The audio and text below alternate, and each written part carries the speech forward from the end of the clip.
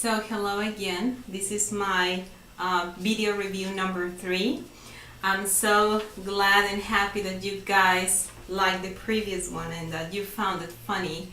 Today I'm planning to talk about a few Robotopics as usual. Then I'll go through the questions that I could not answer in the previous one, and then we will review chapter number 10. Chapter number 10 is quite complex and it takes me just one video to review it. So the first topic I want to talk about is more like finishing the topic from last week. Remember we were talking about the remake. So one of the things that I forgot to say about the remake is that we should be thankful for it. And I'll tell you why. After the movie was released in 2014, we got lots of new toys. And here's the irony of it. There is a scene in which the executives are planning how to build this new whatever robotic rubber man is going to be. And they show like a battle design of it that is very similar to the original RoboCop, and still they say it's kind of like obsolete, or I don't remember. So the irony of this is that after the movie, the love for the original one was boosted, and then toy companies thought that it was a great idea to release more RoboCop figurines, but from the original one, you know, with the original design. So that's what I wanted to say that I didn't say in the previous videos. So we have to thank the remake, because all of us have new Robotoys thanks to that. A couple of years ago I was in LA with my brother, and I remember we were shopping RoboCop figurines at every toy store we found, and that was like a repressed dream from childhood, because I remember that in my country when we were kids, you know, it was very difficult to find Robotoys. So remake, thank you so much for that. Does it hurt? Does it hurt? Also, Monica, I wanted to talk about my friend Monica. A couple of years ago, there was this event at the university where I work at, and she's my co-worker. So she came to me and she said, you know, we have this activity with the students and I want you to help me with it. And I told her, well, I will help you, but it has a price. We have to make some sort of trading for the help. And she said, oh, okay, what do you want? And I said, okay, I'll help you with the students if you watch RoboCop 1 and RoboCop 2. Making her watch RoboCop 3 was having too much.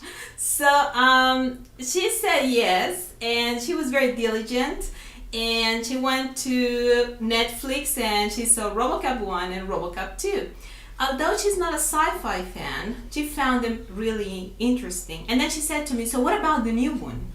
And I was like, not really, I don't think you're going to watch that. And she said, yeah, but I'm quite curious about the new guy, and it's a black RoboCop. And I said, you know what, I'm not asking you to watch that movie, but if you want to watch it, up to you. So I remember that she started sending me texts. What a boring movie. You know, it's been an hour and the actor is still not RoboCop. Because at the beginning she said, you know, the actor is so handsome, so very good looking. I'm like, yeah, well, suit yourself. and then at the very end, I mean, not even Joel Kinnaman's looks made her watch the complete movie. What she did, she fast forwarded the movie until she saw the complete RoboCop thing. So that comes from someone who's not a sci-fi fan. I mean, she saw RoboCop 1 and RoboCop 2. Of course, I helped her with the students afterwards, but she could not stand the remake. So there you go. So I want to share with you guys project that the fans from my RoboCop and Lewis group and I did. I think it was more than a year ago. You see, when I started my novel, I was very obsessed in finding out kind of like unfilmed scenes of RoboCop and Lewis that would have given more meaning to their relationship. So I was quite obsessed with Ed Neumeier's words, and I started listening to podcasts of him and interviews, and I was like, come on Ed, say what I want to hear, that there's more between the two characters. So I found quite a few interesting things in the original script. So there's a scene that was not filmed in which, remember when Bodyguard shoots Lewis and she falls in that pit? And then at the very end, you know, we all know they will fix you, they fix everything. But then we don't see or hear about Lewis anymore. I mean, RoboCop is now at the OCP building, you know, he's after Jones. So in the original script, RoboCop was going to pick up Lewis and carry her, and she was badly hurt. So that was supposed to be kind of like a meaningful moment between them, kind of like a bonding moment, because he was rescued by her, and now she's been rescued by him. So that was never filmed, and I can understand why. I mean, the dynamic of the movie would have been probably slowed down. So it's better the way the movie was presented to us. So nevertheless, I thought, how about I make this tribute for Ed Neumeier? And I asked my friends. I didn't have my Lewis figurine at the time, so I asked a few friends that had RoboCop and Lewis. I said, how about you take pictures of RoboCop holding Lewis for me, so I can get an idea how to draw this, and then I'll give it to Ed Neumeier. And I remember that my friend Chailen from the UK, and my friend Sasha, who's German, and let me tell you that his English is quite limited, and still he was sweet and nice enough to take the photos for me. So this was like a Mexican, German, English project among the three of us. And I remember that I posted the pictures in my group, and then the final result, which was the illustration. Then my brother came into a scene, and then he said that my rendition of Ed Neumeier's unfilmed scene was not accurate. He said, you're missing two elements, you know, from the original script, which is the Robo dog. A dog was supposed to be friends with RoboCop and Lewis. Thank God that was not filmed. You know, I wouldn't have liked to see that in such a violent movie like the first one. And then RoboCop was carrying the Cobra cannon in his back when he's carrying Lewis. To be perfectly honest with you guys, I didn't draw the cannon because I am way too lazy to draw firearms. That's one of the things that takes me a long time to draw. So I thought nobody was gonna notice that he was not carrying the Cobra assault cannon. And then my brother made his own rendition. Let me show it to you. So it broke my heart that Ed Neumeier preferred my brother's version than mine. So I haven't really forgotten about that. In any case, that was a great project, and well, we in my group we know about it, but I wanted to show it here in the video. So that was Robotopic number 1. Robotopic number 2. Why is not RoboCop comic book character, or why wasn't RoboCop born as a comic book character? Many people that are not fans come to me and say, RoboCop really wasn't him a comic book character first before he was turned into a movie? And many people believe that, and there's some truth in that.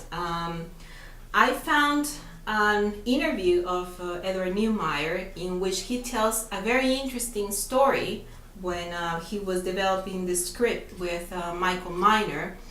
At some point they thought that they could turn RoboCop into a comic book character first. So they took, guess who? Stan Lee himself, to a screening, I think it was in Paramount, of Terminator. Unfortunately for Mr. Miner and Mr. Neumeier, Stan Lee, when he saw the movie Terminator, he said that they were not going to be able to top something like Terminator, which is complete, well, not a lie, but was not the correct appreciation of the RoboCop story. Because RoboCop is quite different than Terminator. At some point, James Cameron wanted to sue them bring a suit against them because he thought that they were stealing his ideas, Miner and Neumeier. But turns out that RoboCop, the story is different. Orion opened the doors to RoboCop thanks to Terminator. And if you are a very hardcore RoboCop fan, you will realize that the first trailer of RoboCop, 1987, was made with the Terminator soundtrack. Because they wanted to relate both projects. Because Terminator was a success, so they thought that RoboCop was going to be a success too, which was true. I mean, RoboCop was huge. But that is a sad story why RoboCop was born as a cinematographic character first and not as a comic book hero. Funnily enough, years later, after the movies were released, I think after the first movie was released, then Marvel had the rights to start a comic book series of RoboCop. So in the end, RoboCop did become a comic book hero, but he was destined, in my opinion, to be a film hero, live action hero first. So I hope you like that fact, that interesting fact. So now I'm gonna answer the questions that I could not answer in the previous video. So Mauro sent me a couple of questions. He wants to know if the TDX units will face the ED209 ones. So if you have a newer model, a newer robot that is competing against ED209, guess what? We all like robot action, so it's very likely they will be engaged in a fight. So will Adams face justice for his actions? I can't really tell you what's going to happen to Adams. So people come to me and they first start telling me that they hate Riggs because he's quite a useless cop and keeps creating problems between RoboCop and Lewis. But then when people go further in the chapters, they go like, but you know what? The one that is really evil is Adams. So I cannot tell you exactly what's going to happen to him, but of course he will face justice for all his actions. And yes, he's the real bad guy. One of the things that I wanted to develop was that I wanted a bad guy that was inside the police force, because that is something that we haven't really seen we saw Duffy in RoboCop 2, but I wanted to develop it further. What if it's a really, really bad guy who's very intelligent, but he's also a corrupt police officer? Will there be more RoboCop dreams? One of the things that I have tried to portray in my chapters are the dreams that RoboCop has. I have tried to imagine the abstract thinking that a man that is merged with a machine will have. So dreams are probably projections of the new life he has combined with the memories of his past. So in chapter 13, when I review chapter 13, we'll talk more about that.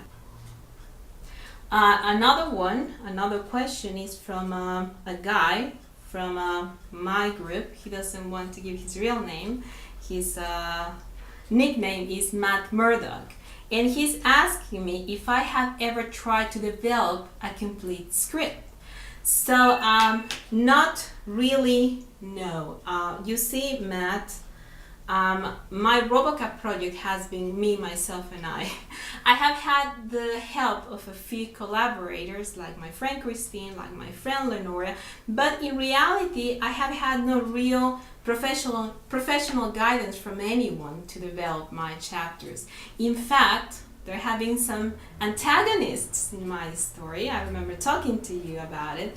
And when I started writing, there was someone I quite begged to review my writing and my chapters, because as you probably notice, or the ones that know me know, that I'm not a native English speaker.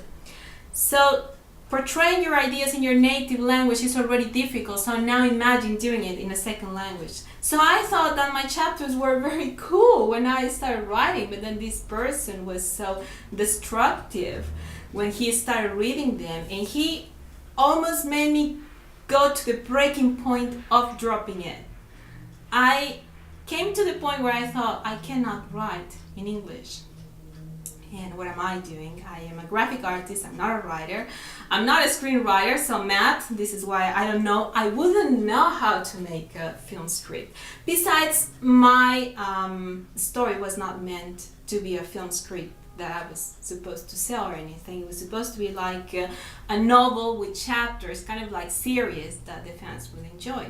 So another friend came to the rescue, and in the end, I mean, I started developing more and I started improving. So then when I started putting the chapters online, I thought I was gonna get criticized, but I got really nice reviews. So no, I have never tried to develop a script because that was not my idea from the beginning.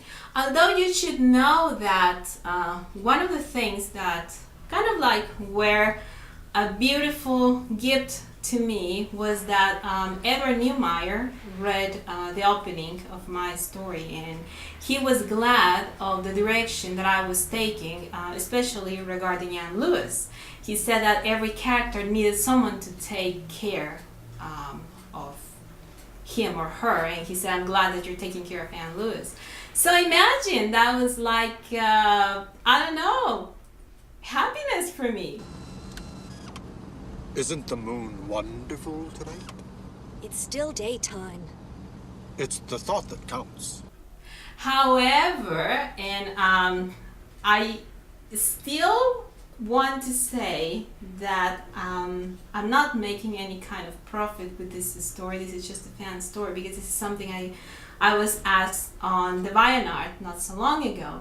And I was like, no, I'm sustaining this project with my resources only because I have this great admiration and this fan love for Mr. Neumeier. And I would not really try to use his creations to make any kind of profit. In fact, some fans had asked me, so why don't you sell RoboCop prints? And I was like, no, because that was not the idea. Then people will think, oh, she's writing this story because in the end she was going to ask for money, or she was intending to sell her artwork. If I sell artwork, it's going to be original, my original characters and my original ideas. And whoever visits my DeviantArt account would see that besides RoboCop, I have other characters there. But no, I mean, in fact, you know, my project depends on how well I do professionally. And wish me good luck, because at the moment I'm trying to change between jobs, and if I get the job I want, then my project will live longer. So no, this is just me, myself, and I. One of my biggest motivations was to create or portray what I wanted to see when I was a little girl. So I have this drawing here. That was my rendition of a happy ending for RoboCop 3. And you know, I would have liked to have a DeLorean and go back to the past and then deliver this to poor little Eva when she was crying after watching RoboCop 3 in the cinema. And then probably young Eva, at the time I was 15 I think, would have seen the illustration and would have said, so they are happy in the end. So tell me, myself from the future, who made this for me? So how do I tell my old self, you know, it had to be you, you know, you grew up, you developed the skills to draw and portray what you wanted to see, because no one else will do it for you in the future. And then Eva from the past would probably ask, well, okay, but have we at least married the love of our life? Well, he's still hesitating to say yes to us. I don't know why. But hey, you get to keep the drawing.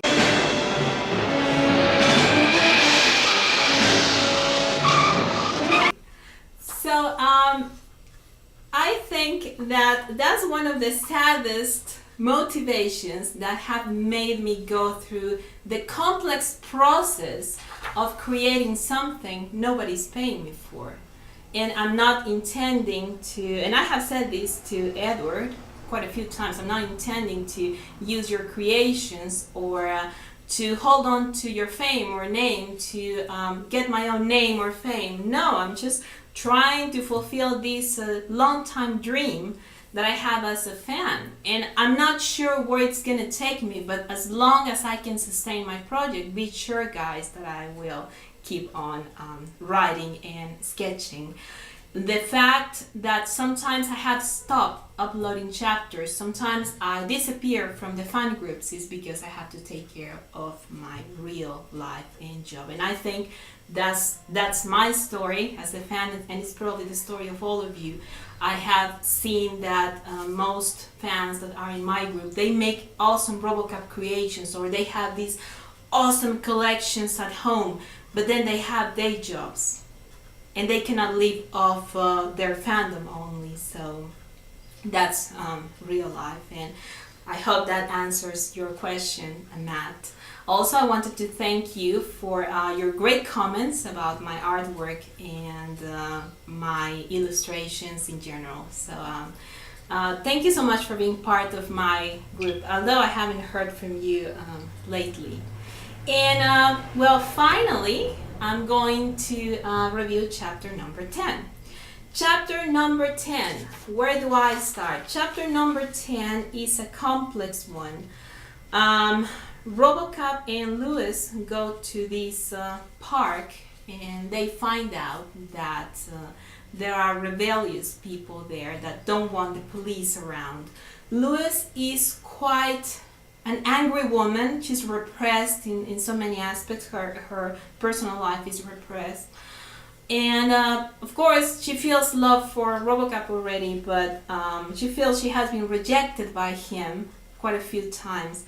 So there's this scene in which she's about to shoot one of the guys, and RoboCop holds her and stops her from doing something she might regret later. Of course, she's controlled enough to not have shoot an armed man, but still, I mean, she was kind of like losing her temper.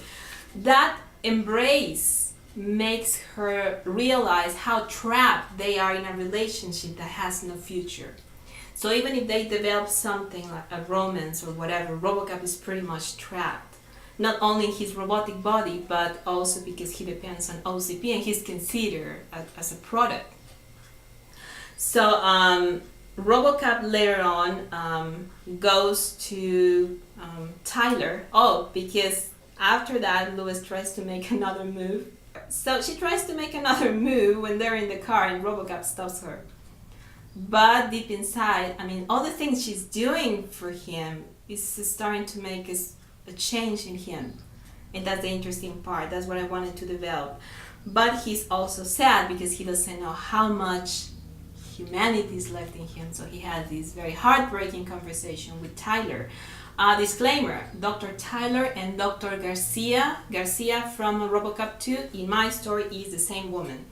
I find no sense to have two different technicians or female doctors that in reality resemble so much among them. Then if you have seen the RoboCop Marvel cartoons, you will see that Dr. Garcia is pretty much Dr. Tyler there. So in my story, she's a single technician. So we go into the depth of RoboCop's pain when he's realizing that he's a man, but he's not really complete. Bob Morton was a narcissist, in my opinion, and he wanted a robot police officer, a cyborg, that had a gender. RoboCop looks very masculine, very powerful and handsome, but he has an incomplete robotic body. So Bob Morton did not think that if RoboCop regained consciousness of himself, he was eventually going to start suffering, because RoboCop is not androgen. RoboCop identifies with men. Therefore, he will start looking at women even from a platonic perspective. So imagine the kind of pain that is inside him. So chapter 10 is quite complex. It was very emotional for me writing it. I wrote it when I was in the UK. I still remember I was at this cafeteria writing it. Hope you enjoy it. I will finish right here because again the video is quite long. Hope you enjoyed it. Next week, I'm going to review probably chapter 11 and 12. And we're getting close to 13, which is the one everyone loves. Thank you so much for watching.